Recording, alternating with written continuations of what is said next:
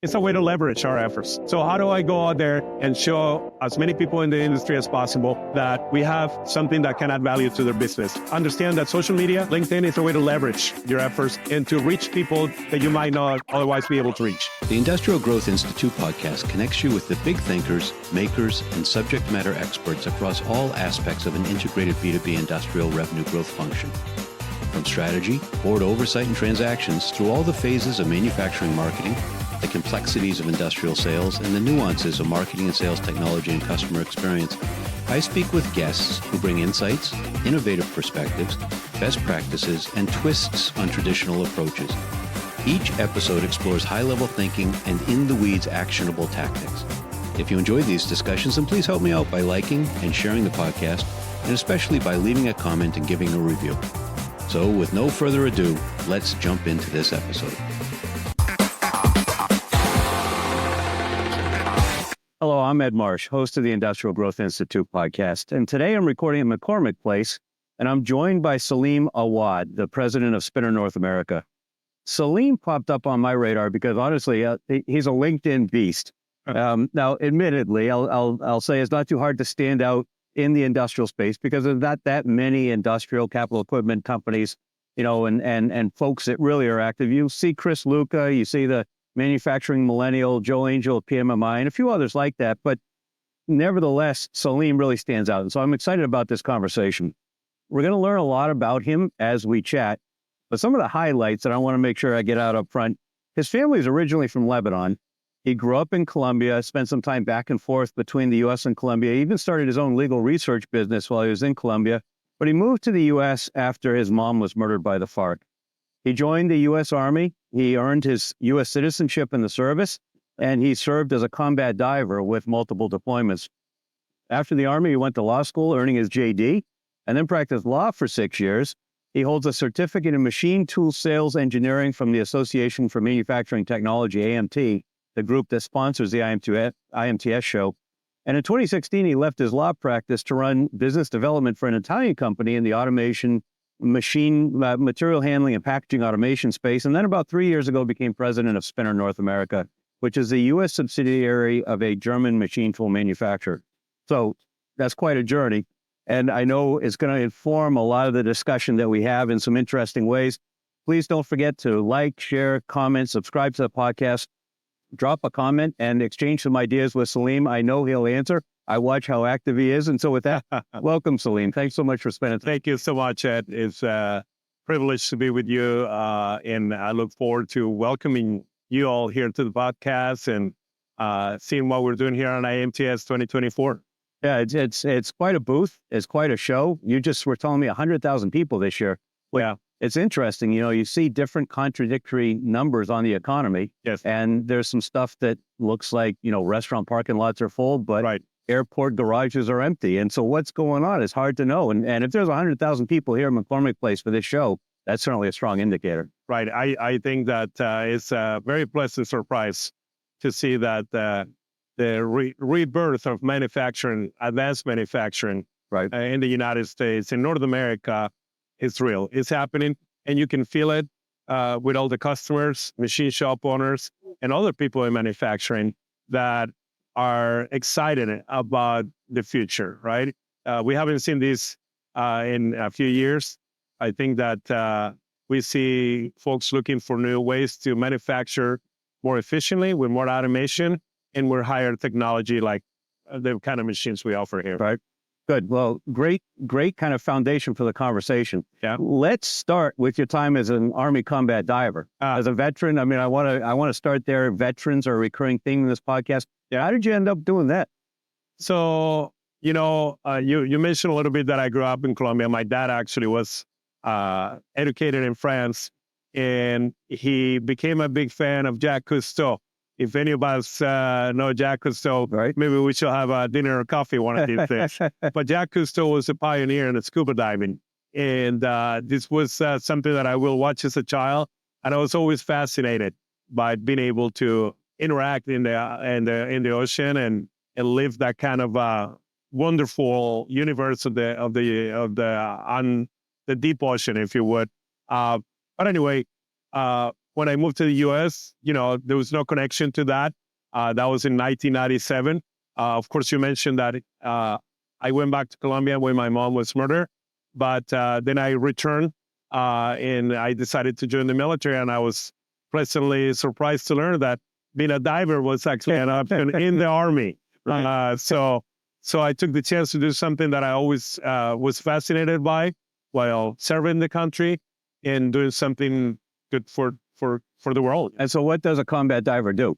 So Army divers do all type of tasks, from engineering tasks, for reconnaissance, salvage, rescue, and really it's a small community, of course, in the Army, but it's a very dynamic, high-level individual. And of course, I say that as proud to have been part of a team with, some of the best people I ever met in my life. Wow. Interesting.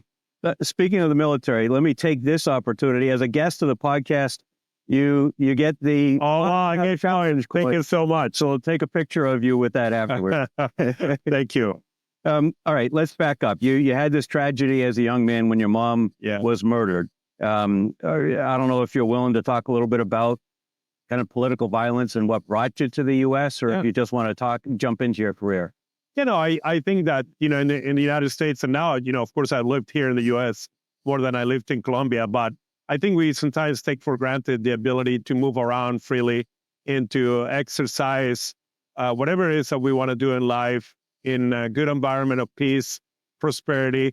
And, life is never perfect, but I got to say that, in other parts of the world, it's not like that. And Colombia, for many years, has been like that. And I wouldn't say it's done. Of course, the drug violence and the narco guerrillas were very active over the 80s, 90s, and 2000s. But this is something that has continued. And it just teaches you to appreciate when you're in a country where you can really pursue your dreams and do things without fear and being kidnapped, murdered, or not even able to move around freely. Right. And much the same exists in Lebanon, where your family's from originally. Yeah, my grandfather's Lebanese, from an area, town called Big Faya, that's in the mountains of Lebanon. I would say now a smaller community of people called Marianites. They're Orthodox Catholics. And my grandfather was one of those folks that in the early part of the 20th century left Lebanon and relocated to America. Got it. So you came to the U.S., you joined the service. Were you looking at any other options at the time, or you just decided, no, I want to join the military? I think the military provided not only the ability for me to go and die for a living, if you would, but also to, really become an American, right? And understand what it takes to enjoy these freedoms, but also having the chance to, in a way, deal a little bit with what happened to my mom. And what I realized is that, violence anywhere affects everybody everywhere. Right. And whether we are helping people in the Middle East, in Latin America, in Asia, what have you, if you are willing to get up and do the right thing, it will help everybody in the world. And then your citizenship, I think, was accelerated because you had to get a TS clearance because of your work, right? Right. So, of course, I was finalizing diving training when 9/11 happened. And today it's 9/11. Right. So back then, we didn't know what was going on. But of course, shortly after that, we were deploying to the Middle East. Right. And President Bush at the time wrote an executive order that if you're going to deploy for combat, you must be a citizen. And so that happened very quickly. And, it's actually shocking for my teammates to find out that I was not a citizen. Got it. And so then law school, did you use a GI Bill to go to law school? Yes. The GI Bill was extremely helpful. I mean, law school is still, a big financial undertaking. Right. But, it was something that, I had started in Colombia before I moved here. And, when I first moved here, it wasn't intended for me to stay. Right. But of course, circumstances changed, and that's what ended up happening. But law school was something that I always wanted to do, and became a very strong foundation for everything that has happened since. And then you went into private practice. Yeah. You scratched that itch, and after 6 years, you were going to do something different. No, I mean, I was very fortunate. I graduated law school in 2010. The economy was really bad still, but I had some great mentors in the law industry and law firms. I was able to go on business on my own with another attorney. And that, of course, taught me a lot about entrepreneurship in the United States. And working with so many entrepreneurs was also very educational in understanding all these lessons learned that come only from, trying and failing, Right. trying again. Right. And then a complete change, European capital equipment. I mean, what triggered the exit from law, and how did you find your way to European capital equipment? Yeah, no, that's a very interesting question that I had asked myself before. And I realized that this happened around 2012. Around 2012, I began to understand a little more of the global dynamics of commerce. Really, manufacturing became, of course, interesting because of the fact that there are so many things that are only produced in developed countries. Right. So when you grow up in Colombia, you think of cars, airplanes, things like that. They only come from Europe or the United States. Right. So learning that over the last 30 years, a lot of this manufacturing capability had actually left for Asia, and the countries like the US weren't making much, made me realize a pattern that presented to me something obvious. It's not sustainable. Right. At some point, this is going to change. So combining, understanding what needs to be done to have a thriving economy and the opportunities that I saw developing, I kind of make the decision with my wife at the time to say, you know what, we both need to go and find ourselves a way to bring manufacturing back.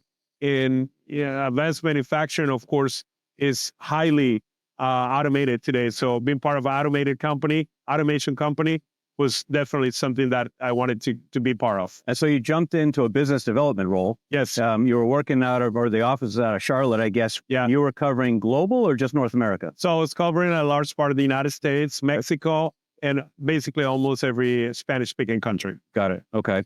And one of the things that really jumps out at me about your background is you talk about solution-based sales and marketing, Right. which, in a world of machine builders that just want to talk about the stuff that they build, Right. those solutions are an interesting discussion. So how did you arrive at that, and how do you define that? So when you see how a machine tool comes to be, an automation system comes to be, what you learn is that this takes years of R&D, development, and a great amount of investment, right? I saw this in Italy with the Bucci Group when I worked with them. I've seen it now, of course, in Germany with the Spinner Group. And what I came to realize is that folks in manufacturing, especially in a market like the United States, they want to see what technology can help us beat the competition. Unfortunately, in this industry, like in many industries, we got products that we call commodity, right? So those products tend to come from lower labor cost parts of the world. And what happens is a lot of them R&D, that intellectual property, becomes acquired by them, but less than legitimate ways, right? It's unfortunate because we spend a lot of capital, a lot of time, a lot of effort to develop the technology, and it gets taken there. They build it in their own way, and they sell it back to us for a third of the price. Right. So we encounter that as a challenge. So a solutions-based approach is understanding what the customer is looking for, which I tell you is always more than just technology. It's support, it's a relationship, and really be truthful about what we're telling them, right? But how often do you find, obviously your customers are a lot of smart people, they build stuff, they run great companies, but experience tells me that even people like that have blind spots, and often they may think they know what they need or want, but with your expertise, you may actually be able to help them redefine and recalibrate their expectations. Do you find that often? I find that often, and the reason for that is because over the last 30 years, of course, they've been exposed to a lot of the equipment commodity that might come from, Japan, China, Korea, what have you. And right now we're going through a generational change in manufacturing. A lot of folks are retiring. Unfortunately, the knowledge is not always passed to the next generation. And this is something that in Germany is done very well with apprenticeships. And they have built what I call generational knowledge. Right. You don't come to do machining for a spacecraft because you figure it out overnight, right? This takes generations of knowledge that build up over time. Right. So that question of what really matters to buyers, when often we're accustomed to looking at a spec sheet and talking about the meters per minute and the pounds per square inch and all that kind of stuff. Right. But what they're worried about is business outcomes. Yeah. How do you, if you've got that perspective, how do you convey that to your team? Because often marketing and sales teams struggle to really understand that. I bring a lot of what I really, learned in my life, including the military, and is that we all have to be committed, right? And speak the truth. And I think that if the customer is making a commitment to invest in a piece of equipment, we have to be committed to them. So the way you do it is you're committed to their success, right? Right? You don't not to a successful installation, but correct. Their business success. That's right. That's a critical difference. That's a great point. Right. And that's how we form a true relationship, right? With people that many times are putting it all in the line, right, to make their manufacturing business work, right? And so we have to be right there with them, right? And we got to be committed to their success.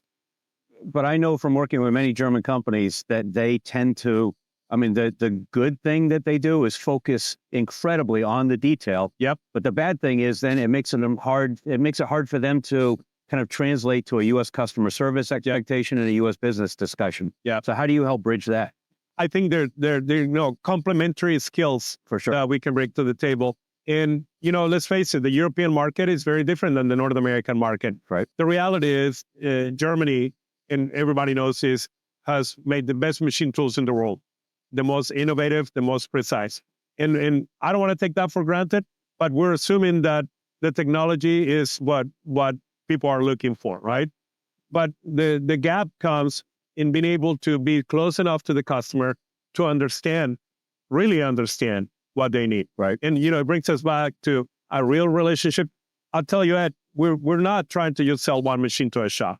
We're trying to create spinner machine shops, and we're trying to build real relationships, right? Where it's not just this fake friendship to sell somebody something.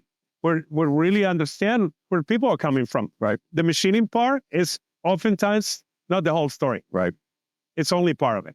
Yeah, even finding skilled labor to run the machines is Absolutely. The biggest challenge many of these shops have. Absolutely. Yeah. It's interesting. What do you think that most companies get wrong about selling machines? They make it into a transactional business. When somebody spends $500,000, $1 million in a machine tool, look, this is more than most people's homes. Right. Right. And I think that they're showing a big investment in the technology. And if you're transactional, you put a machine, you make him sign in the dotted line, and you go away. But if instead of doing that, you stay with them, and like I was saying earlier, right, and become committed to them, I think you will find that not only they will be more successful, but they will be more successful with you. But you're talking about really feeling it's what's the right way to say it? It's trite to say, but you're talking about a legitimate business partnership. Yes. Yeah, it's not a formal legal agreement, right, but you're that committed to it. It's not just knowing their kids' names and taking a factory tour every now and then. You really feel, I can tell from talking to you, you feel in your gut a commitment to help them succeed in their business. And I have to be honest, that commitment comes from the relationship we've built with every one of these people, right? But also because I've come to understand that what they are doing is as important because of what it means for our industrial base, right? And that's as important as what we do in the military. Look, World War II gave us exactly what we needed to know, and is that if you want to win a war, you have to be able to manufacture at the level, right, to give the troops the stuff that they need, right, the weapons that they need, the supply lines that they need. And so I see a higher calling there, not only selling machines, right? Not only helping the folks that we're building a relationship with, but also to support the American industrial base so that we can protect this life that we come to appreciate, right? What we're talking about, living in a place where we can thrive and not be murdered. Well, it takes the industrial base to do that. And if you don't have people investing in that, who's going to do it? All right. So that's kind of a heavy, high level philosophical perspective. Let's go a little bit granular right now. Let's talk about LinkedIn. Sure. You're really heavily personally invested with your personal branding and executive presence on LinkedIn. Yes. What led to that? I think I consider myself a professional, and of course, LinkedIn is a professional network.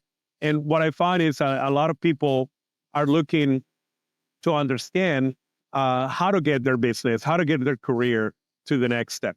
What I found to be most successful is to not use it as a sales tool, but as a way to build relationships with people, to understand how you can be part of their value chain, if you would, right?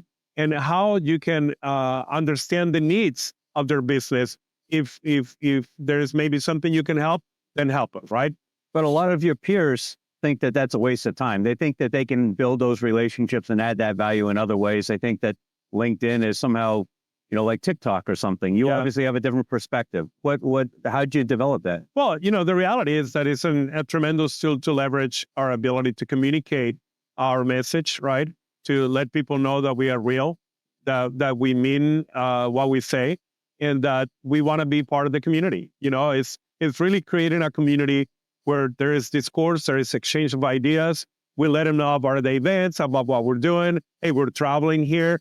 And I think that gives everybody a sense of, this is our real people that wake up every morning just like I do. Right. And are looking for ways to multiply their effort by using the internet and social media platform and get that message and send that hand to as many people as we can. And do you require it of your employees as well, or do you request it, or do you just model the behavior and wait for them to follow along behind you? We don't require it. I think that you got to be truthful. If you don't want to do it, you don't want to do it. Right. And it's got to be genuine. I feel that, I get enough friendships and enough knowledge out of, to me, it's fascinating, meeting you, meeting everybody, I meet everywhere. Right. That there's so many people out there that share our goals, right? Again, to help America manufacture again, right. To give us a tool to thrive as a nation, and to just do honest work. But so obviously that infuses, when you go on LinkedIn to post, underlying whatever you're writing about. You said it's not just a sales tool. Yeah. It's driven by these higher level goals and aspirations that you have. Right. You got to be truthful. You can't fake it, really. Do you do all your own posting, or nobody writes any of it for you? I got some help with some marketing folks that I've learned how to do certain things. Right. But we try to make it as genuine as possible. And throughout the day, or do you block some time at the end of the day? What do you do? When the idea comes to mind, where we're here, I try to do it right away. Because many times it's an idea that you feel people need to know about this. Right. Or I want to share that, my God, I can't believe I'm here. Right. And so you want to share that kind of stuff. Understand. You do a lot of images and video, so not just text posts. Yeah. Is that intentional? How'd you arrive at that? Well, we tend to be visual, right? And the manufacturing industry is very male dominated. We hope that changes, right? We're seeing more women, but I think visuals are always attractive. Give people an idea quickly. That's more than 1,000 words, right? Right. And so nobody has too much time to sit there and read, essays about things, but we can see right away what's happening, and I think gets the message across. And certainly, if you look at the way LinkedIn works and the way people consume content, it helps get their attention. If they have a few minutes, they're scrolling a little bit. If you've got something that gets their attention, then they'll read what you have to say. And if it's a thoughtful, kind of thought-provoking sort of a topic, then it gives them a chance to change the way they look at things. Right.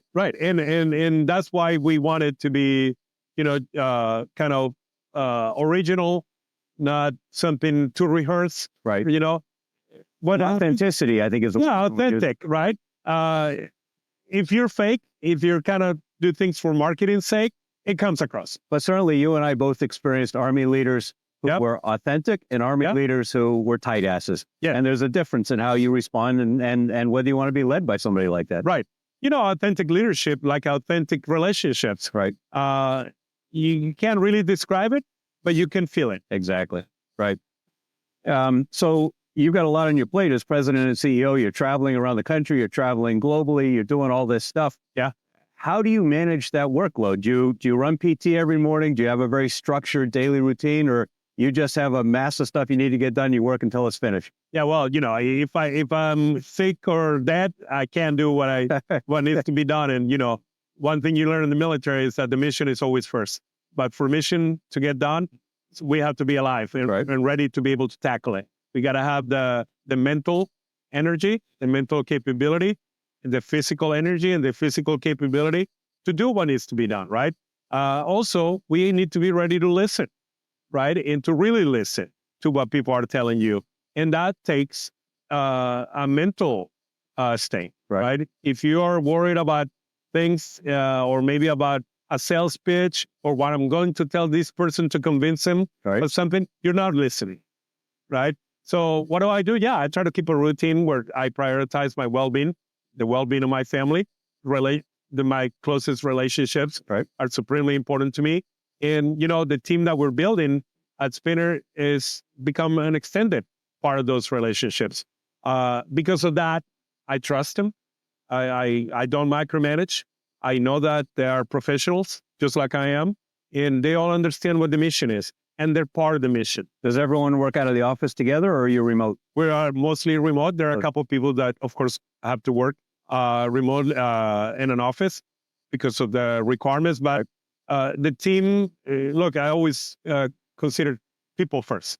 If you got the right people that believe in the mission, that understand the strategic guidance and the values that we stand by, I think that, I tell you, it makes my life easy to know that we got the right people in place.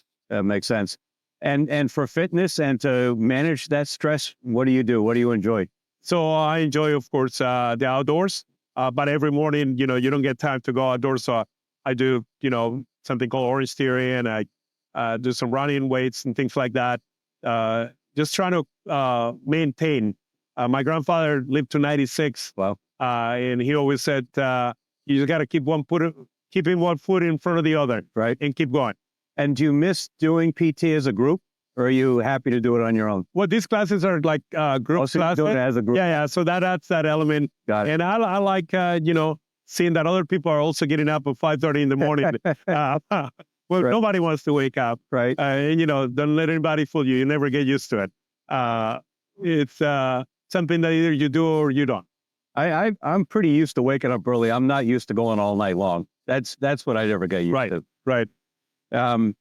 All right. So Spinner's been around 75 years. Yep. You told me when we chatted on the phone that you routinely encounter people who have been in the business for 40 years, never heard of Spinner. Yep. So what do you, besides LinkedIn, what are you doing to change that? And what does Spinner do? What should everyone know about Spinner? Right. Well, so Spinner is still a family-owned company. Mr. Spinner started the company in 1948 in Munich after the war. Wow. And so the rebuild process started. These are folks that had seen their country destroyed, right? And now it was time to get to work. So he started a machine shop in a garage, like a lot of the companies that we see around the world. Right. They started in a garage.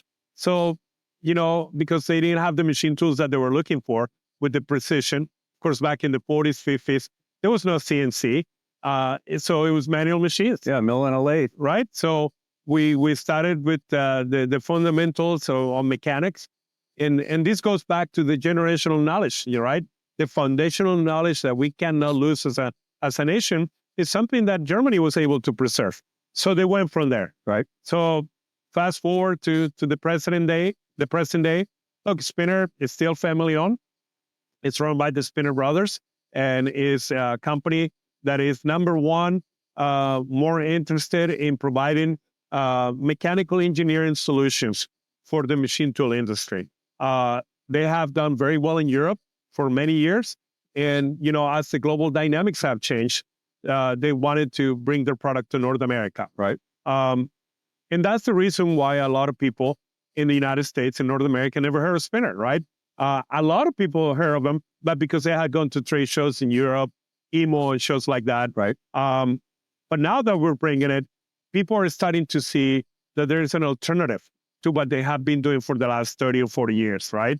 That there is a country or a company in Germany, an allied country in NATO, with the ability to not only support us with this level of manufacturing, but also to be vested in that mission we were talking about, Right. they're right there, Right. in Europe. Ukraine is next to them. Russia is right there. So as things develop around the world, they're vested in our success. So they're also part of this mission. They believe that for us to be able to win together, we have to work together. And so it's a hard job for your salespeople who Yep. are going out to introduce a company that is quite substantial and quite effective, but many have never heard of. Right. They have to get in the door. They have to introduce this new company to people who know many of the competitors, but have never heard of Spinner. Right. How do you train them? What's effective to help them do that? Yeah, we try not to hang on too much on the branding, right? Not become a branding game or sales script, if you would. Right. You never look. We're in 2024. People in the shops know more about machine tools than you do, Right. because this is what they do every day. Right. They're going to go online and they're going to do every machine tool. They know what they're looking for. So if we can understand what solution they need, and perhaps we have a match in that we might be able to supply a machine that can solve that Right. problem, then maybe that's where we encounter an opportunity to work together. And I say work together because, it's not us pushing a machine. It's us understanding the problem and then using that tool to solve that problem. Nevertheless, it's hard for salespeople to do because salespeople have been trained through their careers to call somebody up and say, "Hey, Yeah. we do awesome machine tools. Yeah. You need a machine tool." Yeah. And you talk about building this relationship. You talk about not relying too heavily on the brand, but introducing people to it. You talk about understanding their business. And, Yep. and it's a relatively small number of salespeople that really embrace that. How do you find the right sales folks? So primarily what we do is that we have sales engineers Got it? that are machinists too.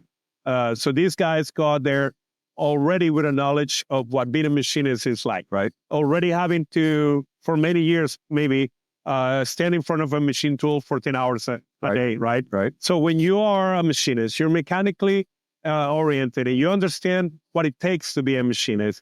You can understand the challenges and the solutions that could be complementary, Right. to what folks encounter every day. Right. So, that's fundamental for us. And some of our guys would call it technical sales engineers because it's a technical sell, Sure. right? So that is, I think, part of the secret. Also, being truthful. We try not to give them these quotas and say you have to sell this many machines or you have to do this. We're not trying to sell a commodity. We're trying to sell solutions and trying to sell quality. But more importantly, like I said earlier, to build a real relationship with the shop, right? That next time they need a machine, whatever that might be, they feel good about calling us and say, "I need a machine. Right. Can you help me?" Right.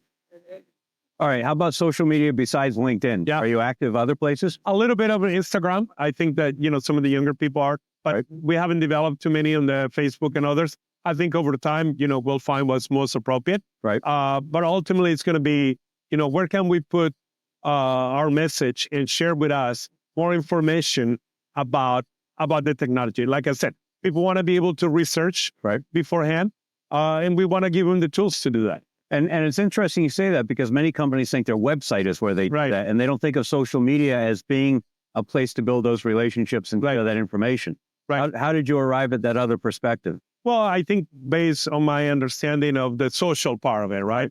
Because, yeah, you might have a solution, but if you don't have a relationship, if you don't meet the person, you're never going to have a relationship. Right. So what is a good way to just extend your hand for the first time and say, "Hi, I'm with Spinner and, I love to listen to you and what challenges you might have in machining that we might be able to help you with." I never heard of Spinner. And I got to tell you, when I hear I never heard of Spinner, I love it. Right. Because that means now there's one more person that now has heard about Spinner. Right. So you mentioned relationship, you mentioned authenticity, you mentioned being truthful. You haven't used the word trust. Obviously, Yeah. you're dancing around trust. Yep. Do you talk with your team about social media as a way to build trust? Is that Yes. part of the discussion? Yes. Number of things, never say anything negative about the competition. Right. Always never embellish what we're able to do. Right. Because the reality is if you're going to embellish or lie or misrepresent what our machines are capable of doing, that's going to be found out, Sure. and so you lose trust. The base on any business on any relationship is trust. Right. And if you're able to build trust and keep it, then maybe you have the opportunity to have something that emulates more a partnership than just a transaction. Now, how about your German colleagues? In my experience, they rely on A4 sheets of paper with beautiful photographs, aqueous coated brochures, and much less on social media. Yeah. How have they reacted to your embrace of LinkedIn? Yeah, I think, look, I can't do what a lot of these mechanical engineering geniuses can do. Right. But I think there is a social aspect to selling a piece of equipment that is so advanced. I think I have learned a tremendous amount from them. And, they're seeing that there is a benefit to being able to connect with people in a little bit of a different way. Yeah, the machines are great, right?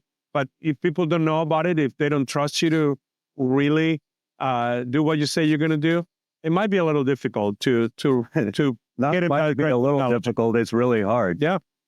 So you mentioned some benefits. Do you have any formal KPIs that you're tracking to measure the success? I think the most important thing is the repeat business.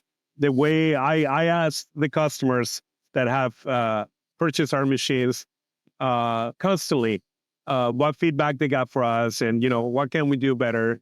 And I'm hearing great things about the machines. I'm hearing great things about the equipment. Right. And the people that we have in the team are people that I think that, folks are enjoying working with. We respond right away. We don't shy away from the issues. So it's much more a U.S. customer service orientation than perhaps a German. Look, machines are going to break. Right. They're machines. But how about KPIs in terms of your LinkedIn work? Are you measuring that success? Not too much. No. We just doing it because you believe it. Yeah. I wouldn't say that we go blind at it, but I will say that we don't pay too much attention to that. Our return is to simply being able to put the message out there. Right. And we're getting the feedback. Right. Sometimes the message is not something that people are prepared to receive because perhaps they're using a different brand of machine tools and they don't care. Right. Right. They're happy with that. But that's not our goal. Our goal is just to say, we're here. If we can ever help, let us know. We'll love to do something about that. So we're obviously here at a trade show, and trade shows are the way that traditionally Germans have sold machines. Yeah. But you are kind of much more aware of this relationship and trust and authenticity kind of an approach. People doing business with people. Yep. So how did you prepare your team to come to a trade show to really engage people the way they are today, as opposed to the way they were at trade shows 20 years ago? My team is just amazing. I mean, these people are working diligently. They believe in the mission. They love their country. I got to tell you, they know what this means for themselves as individuals, for their families, for their communities. And I really don't have to do much, but just remind them that they're doing good, honest work here. Right. And that if they are telling the truth, that's enough. And just be cordial, listen to people. And if you can help. If you can, let them know you can't. So you're really asking them to take a tactical approach that's driven by your strategic vision of strengthening manufacturing, embracing U.S. manufacturing opportunities. But a lot of times people conflate strategy and tactics, and we've talked about this before. Yeah. How do you differentiate between those two? So when you're talking to prospects or customers, when you're talking to your team, how do you reinforce that without sounding like some kind of a hardo?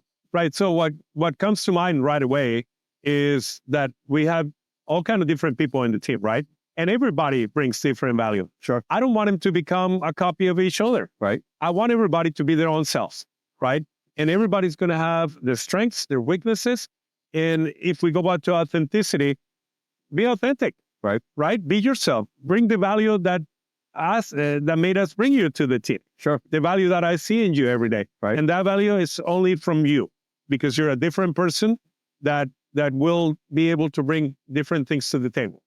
So that's what I do. I try to make sure that, of course, we have the big picture, the strategy, right? Where we agree, and we have to really agree, not just tell me yes, but yes, we agree that this is what we should do. Right. And then if we go to the tactics, the day-to-day, actually, how are we going to do this in fact? Right. Right.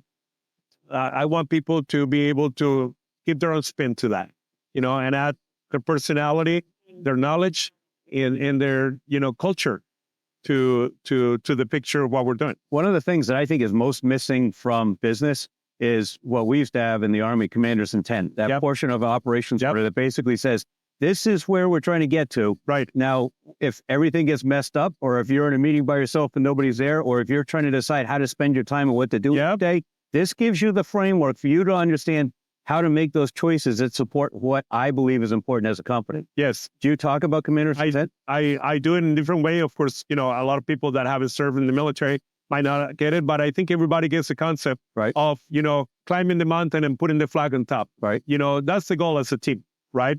So if I fall and I can't keep going, somebody pick that flag and get it to the top. Right. And so they'll know what the goal is. Yeah, that's a great way to put it. As a leader of the company, you've got your email address on your LinkedIn profile. Yes. Do a lot of people take advantage of that? Yes. And I want them to. And that's why I put it out there. I want to know how we're doing. I want to hear from customers and not customers, what we can do from them. And if we are doing something that we shouldn't be doing, I want to hear it right away.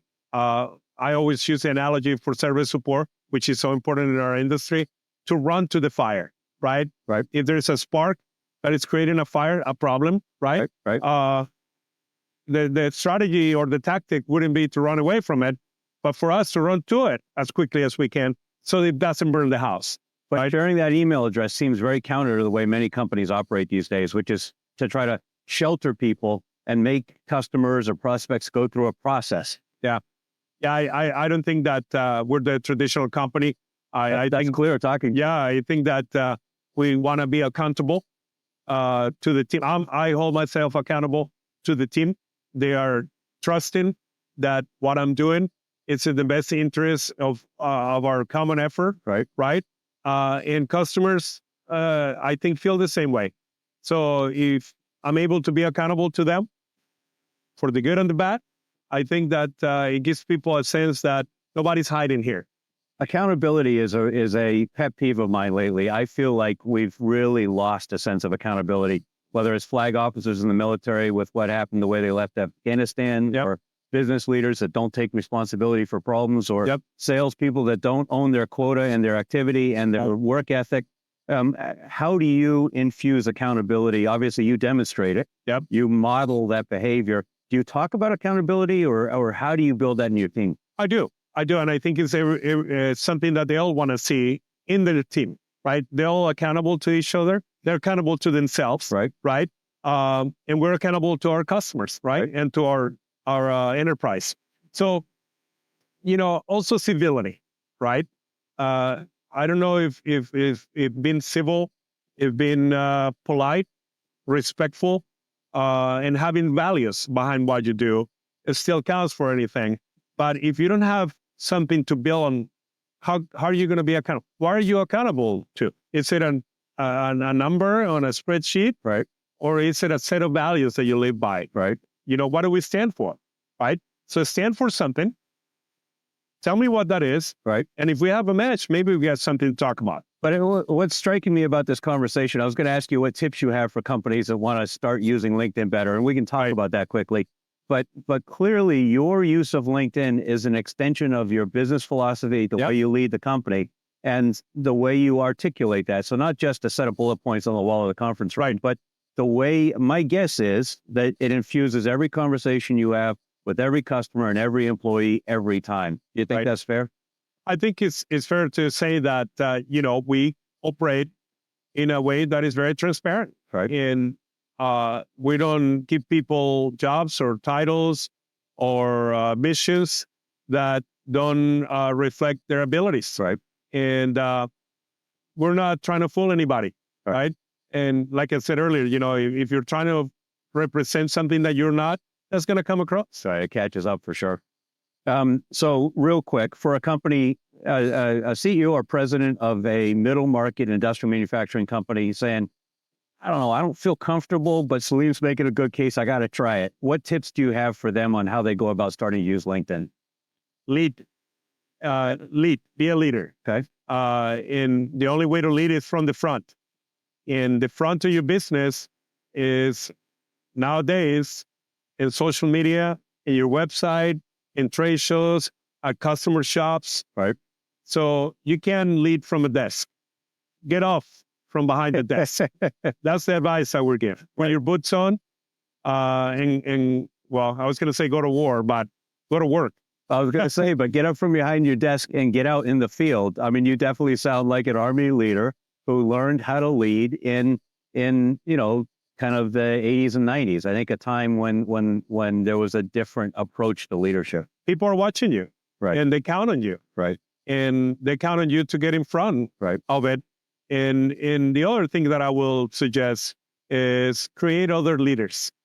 The most important job of a leader is to create other leaders. Right. So start identifying people that might, one day maybe do your job. Right. Right. Not be threatened by them. Right. But develop them. Allow everybody to tell you were wrong. Right. I hear it every day. I love it because that means that I get the ability to have people that know what they're doing correct my path. Right. I'm not perfect. I don't have all the answers, but I'm willing to get up and carry that flag all the way to the top. All right. So people should follow you on LinkedIn to observe the way you model this activity. Do you have resources that you recommend people turn to learn more about the mechanics of it? Or do you just say, watch it for a while and then start doing it? I think that, there's a lot of information out there and you can read and read and read about it. Right. But do it. Right. Just Pitter, be in it. Chitter chatter. Yeah. Share your information that you think is relevant. Add value. Right. If you're not adding value, people don't see a reason to talk to you. So about talking to you, how do folks connect with you? LinkedIn, I assume. LinkedIn, I think, is a really good way. Okay. As you mentioned, my email is there. Right. Send me an email. I don't do phone too much anymore. I do call people more than I get calls, but email is a great way to connect, to start getting something going, and to understand why we should talk. Right. Makes sense. All right. So wrap us up. You've over-indexed on LinkedIn. You're a leader of a company selling technical equipment. Not so much for your counterparts, why should they do it? But as a company, what do they need to understand about the potential of LinkedIn and social media to help them as an enterprise? It's a way to leverage our efforts. If you look around here, we got 5 machine tools at IMTS.